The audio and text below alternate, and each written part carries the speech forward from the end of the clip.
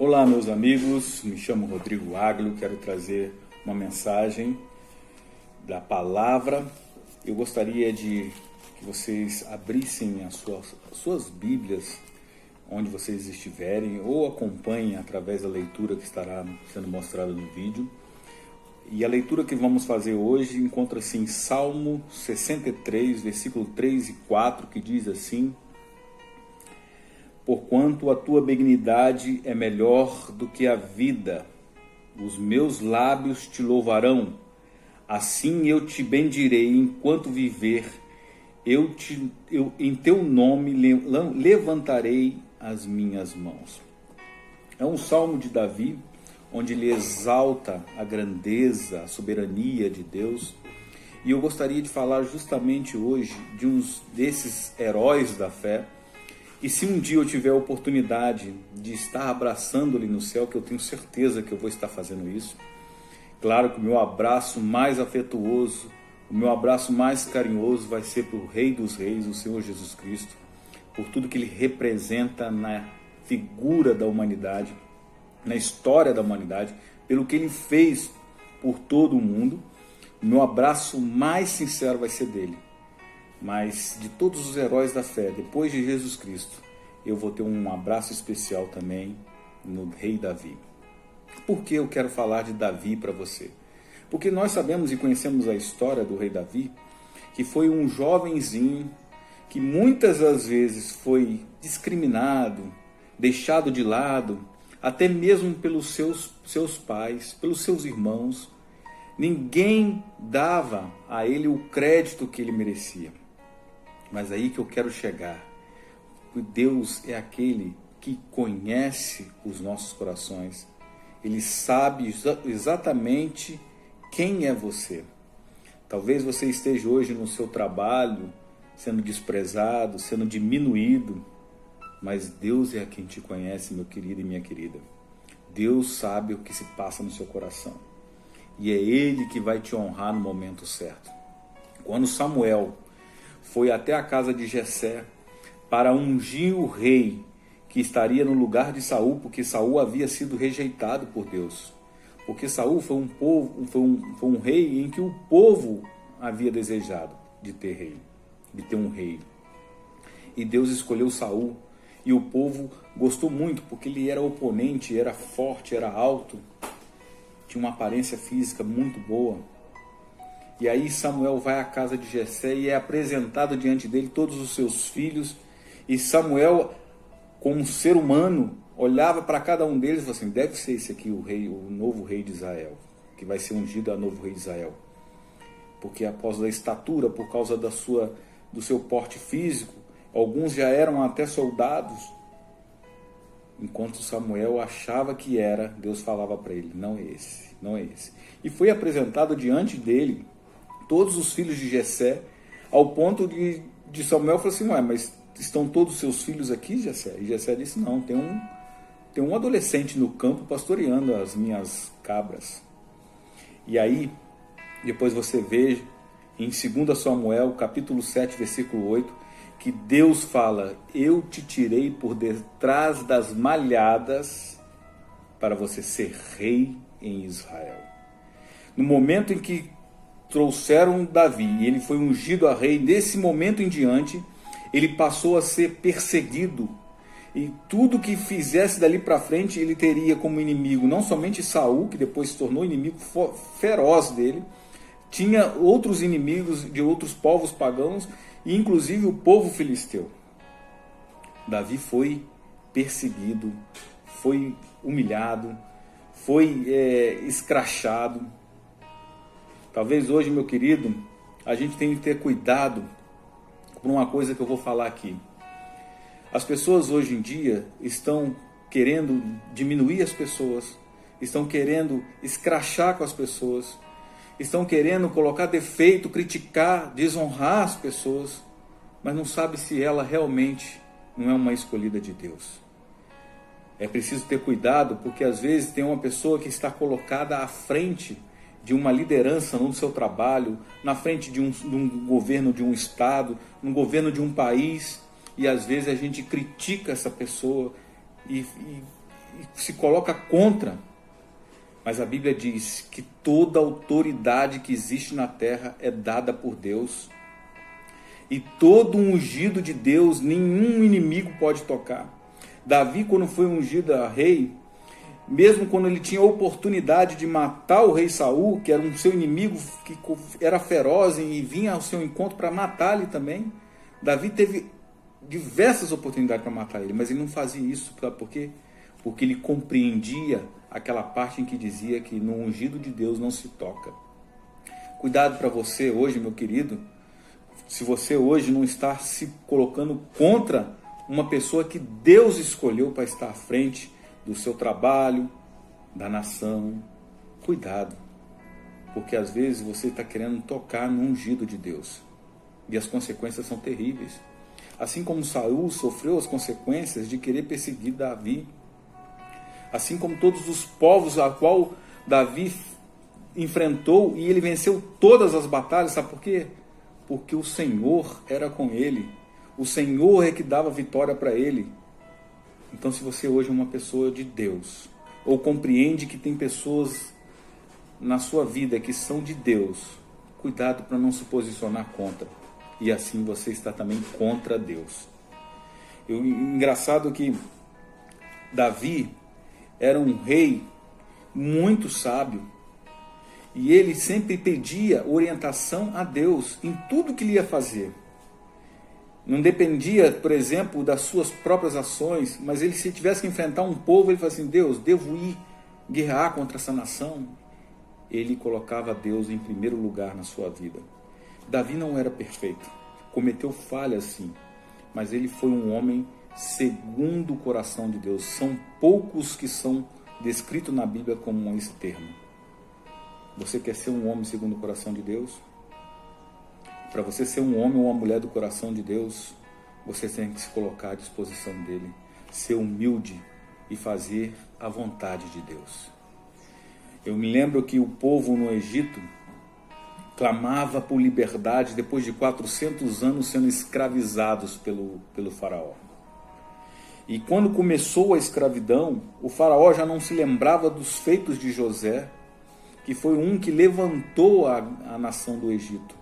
O faraó, depois que José morreu, ele não se lembrava mais desses feitos. Então ele viu o povo judeu e achou muito numeroso e muito forte, porque eles pegavam diversos pesos, aqueles homens praticamente malhavam ali na terra do Egito. Então ele teve a ideia de: eu vou escravizar esse povo para que ele não venha a ser um inimigo feroz contra e ter uma guerra civil dentro do país. E escravizou o povo de Israel. Aí eu te pergunto, se o povo de Israel era tão numeroso e tão mais forte que os próprios egípcios, por que eles não se levantaram contra para lutar pela sua liberdade? Eu quero te dizer, querido, que tem situações na nossa vida que nós devemos aceitar, mas tem outras que não. A sua liberdade não tem preço. Há um pensador que disse que a liberdade ela é mais importante que a própria vida. Chegou a hora de, às vezes, você lutar pela sua liberdade. E essa liberdade foi nos dada através do Senhor Jesus Cristo. Quando ele morreu na cruz do Calvário, ele pagou de uma vez por todas, sobre todas aquelas coisas que nos prendiam ao pecado, que nos prendia ao mundo, e assim presa fácil do inimigo de nossas almas. Jesus veio para ser o nosso libertador e deixar nós termos a condição de escolher. Nós somos livres hoje, mas a liberdade ela tem um preço. E esse preço às vezes é pago com a própria vida, com a perda de famílias, a perda da dignidade. Existem países por aí nesse mundo enorme de Deus em que as pessoas não têm liberdade de cultuar a Deus, não têm liberdade de se expressar. E nós estamos vivendo isso às vezes aqui no nosso país também, quando alguns poderes nos impedem de estar falando de Jesus, pronunciando aquilo que está no nosso coração a respeito da nossa fé. Vivemos um país onde o Estado é laico, onde todas as pessoas têm a liberdade de expressar a sua fé religiosa. Mas nós temos que ter cuidado, porque essa liberdade ela pode acabar. E chegou o momento de você expressar a força que tem no seu coração do Espírito Santo de Deus. De falar que você é uma pessoa que tem o poder de escolher. Que você decida escolher por Jesus Cristo. Porque eu tenho certeza que quando nós escolhemos servir a Deus e fazer com que o nome dele seja conhecido, nós vamos ter bastante inimigos na nossa vida, assim como o rei Davi também. Então, que você expresse o desejo de continuar sendo livre, porque existem países da janela 1040 na Ásia, onde você não pode falar de Jesus. Se eles desconfiarem que você está caminhando para a fé, eles te matam, aprisionam a sua família e acabam com a sua vida. Quero dizer uma coisa para você aqui. Homens livres foram chamados por Jesus Cristo para segui-los. E aqueles homens antes de Jesus Cristo, eles tinham a liberdade de viverem as suas vidas do seu bel prazer.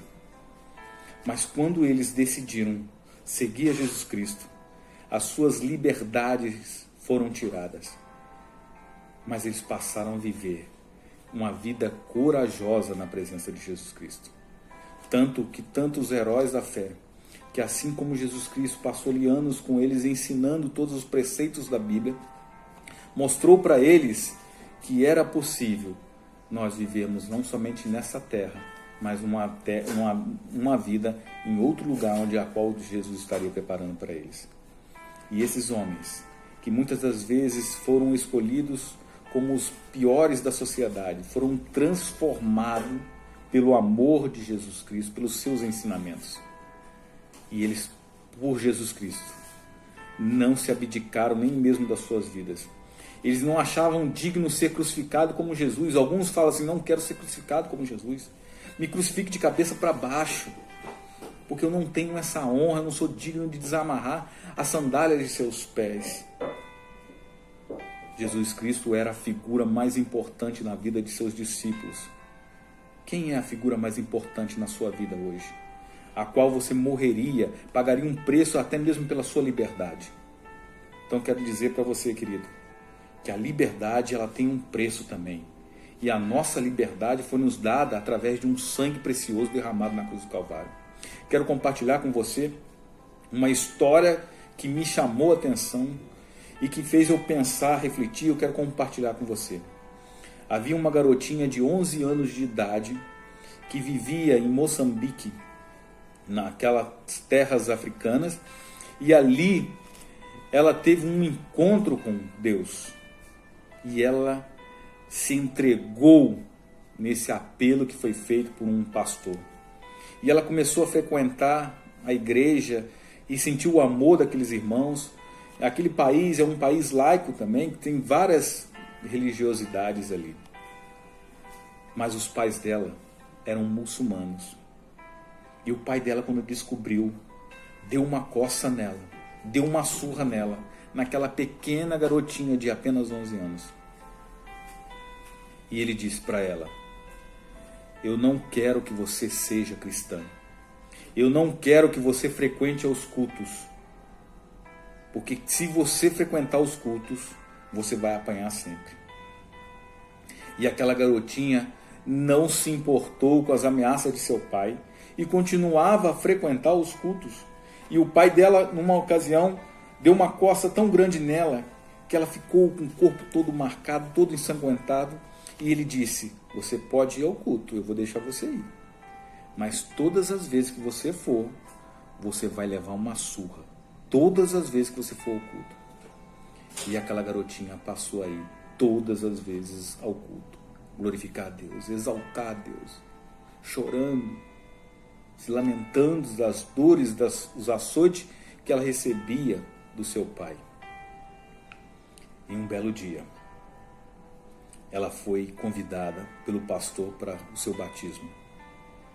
E no seu batismo, ela ganhou de uma irmã da igreja um vestido branquinho, coisa mais linda do mundo, e ela vestiu aquele vestido. No dia do seu batismo ela estava radiante, ali cultuando, glorificando a Deus. E ela foi batizada.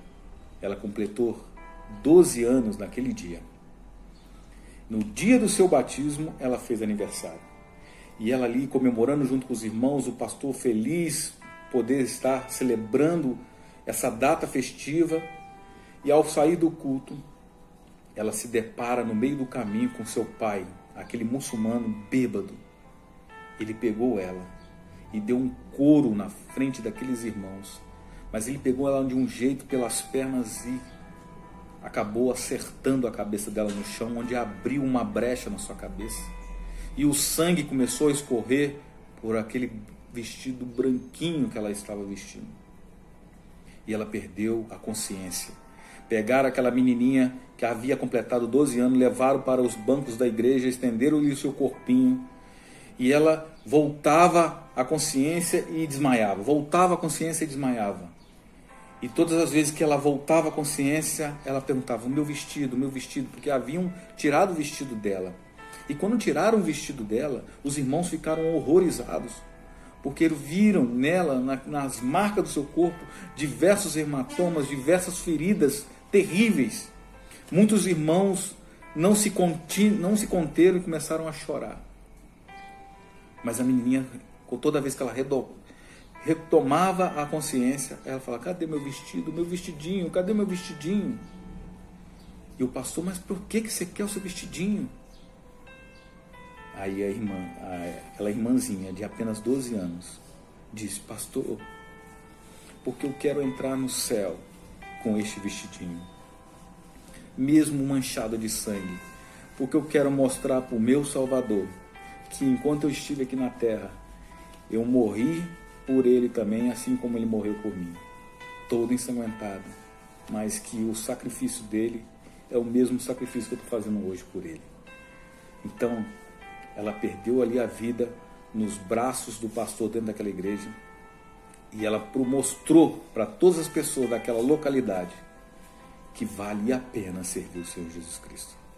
Que essa história, meu querido, possa comover o seu coração.